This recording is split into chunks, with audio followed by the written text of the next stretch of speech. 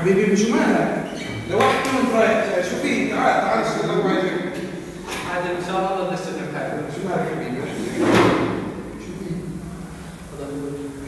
فقط بالنص الوظيفة شد واحد قاطع عشان بس عمو عشان عمو شو يعني؟ عشان عمو شو يعني؟ عايش حالك دمك والله انا شوف بكل ميت بقول لك واحد فقط.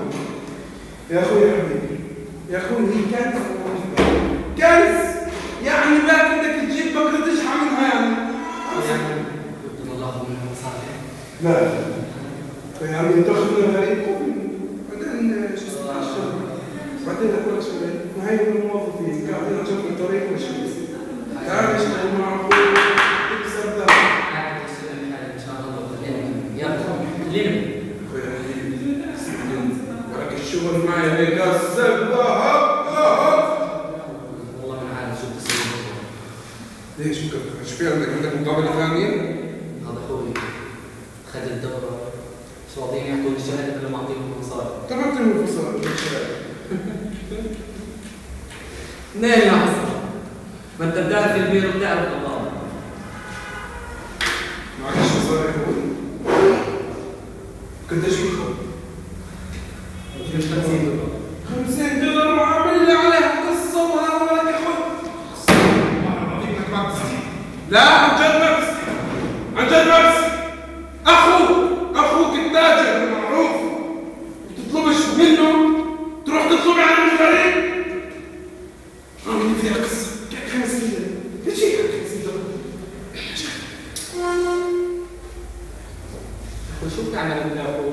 بدك تاخذ منك مصاري لا يحتى يعني. يا اخوي بعدين معك خذ مصاريك ان شاء الله خلص مش هحافظ منك مصاري بعد يا عادل خلص عادل.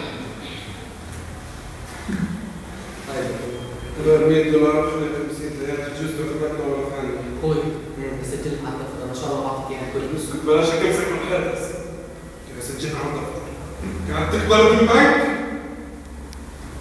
بعدين يا اخوي يا حبيبي يعني الامور بكره تشتغل معي كذا عادل انا ما اشتغل معك. هذا فايزة لا أبي فوق الشجر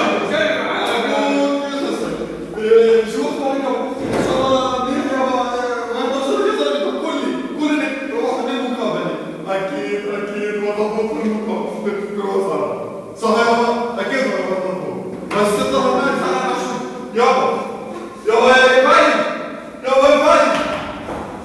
ما هو يزن بناء ولا ما كمان في الموضوع ليش ما كان ليش دي كم حول صغير والله اول لعبه كباريات ليش انا مشعير من هون لابدي والله ما فهمت ليش يعني شو قصدك يعني يابا يعني يابا يعني درست في الجامعه 5 سنين ايش في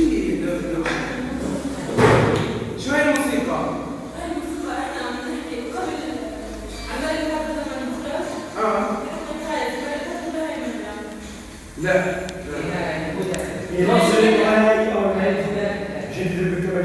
لا هي اول ما اقول له لا درسته بالضبط